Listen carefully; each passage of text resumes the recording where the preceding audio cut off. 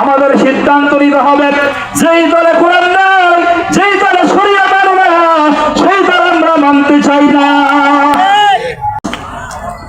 আমার ভাইরা, কোরআনের মাহফিল আর মাদ্রাসাটাও কি কোরআনের, এখানে কোরআন শিক্ষা দেওয়া হয়।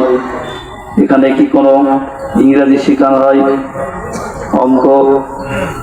প্রথমে আমার আপনার সন্তানকে কোরআনের সবক দিতে হবে। বলেছে কে? আল্লাহ বলেন, আর রহমান আল্লামাল কুরআন খালাকাল ইনসান। আল্লাহ তাআলা আমাদেরকে প্রথম কোরআন শিখায় দিয়েছে। আর এই কোরআন শিক্ষা করাটা কি সুন্নাত, নফল না?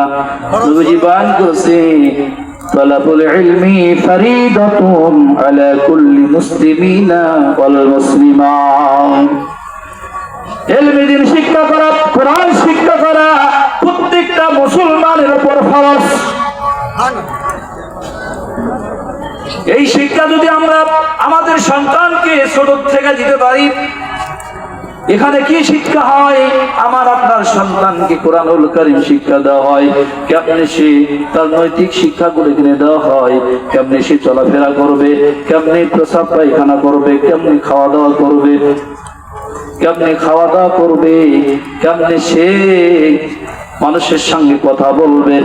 দেখেন না, ছোট্ট ছোট্ট মানুষ বড় মানুষদেরকে দেখলে সালাম করে। কি করে? সালাম করে। আবার সালাম করে আমি দেখছি গত কয়েকদিন আগে পীরগোসা এক মুরব্বীকে ওই মাদ্রাসার তলবে এলেম সালাম দিচ্ছে। সালাম দিয়ে ওইকে জিজ্ঞাসা করেছে, বলেন তো এই দুইজনে হাত ধরলাম, মুসাফার করলাম, এই মুসাফার মধ্যে কি বলতে হয়? আমি লক্ষ্য করে দেখলাম ওই মুসল্লিটা হাজি মানুষ, 5 ওয়াক্ত নামাজি, তারপরেও এই দোয়াটা বলতে। আপনার আমার সন্তান যদি এই মাদ্রাসায় পড়ে, তার নৈতিক শিক্ষা যেটা সে শিখতে পারবে। একটা সন্তানকে যদি নজরে না পর্যন্ত পড়ানো হয়, ওই সন্তান কখনো বাবাখোর হবে না, ডালখোর হবে না, গাঁজাখোর হবে না, বাটপার হবে না, লম্পট হবে না। এর থেকে আপনি নিশ্চিত হবেন। এই জন্য আমাদের সিদ্ধান্ত নিতে হবে, প্রত্যেকটা সন্তানকে আমরা নুরানি পর্যন্ত মাদ্রাসায় পড়াবো। এরপর আপনি ডাক্তার বানান, ইঞ্জিনিয়ার বানান, কোনো সমস্যা। ওই সন্তানটা ইসলামী দল ছাড়া অন্য কোন দলে যেতে পারে না। যেই দলের লোক বলে আমরা শরিয়া মানি না, তার কি ঈমান আছে?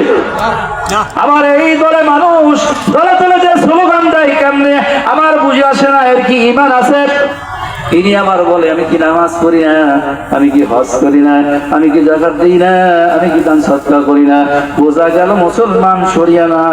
কোরআনের যদি একটা হরফ বা একটা আয়াতের আমলকে যদি, আইনকে যদি অস্বীকার করে, তার ঈমান থাকতে পারে না, সে বেঈমান হয়ে যায়। আমাদের সিদ্ধান্ত নিতে হবে, যেই দলে কোরআন নাই, যেই দলে শরিয়া মানে না, সেই দল আমরা মানতে চাই না।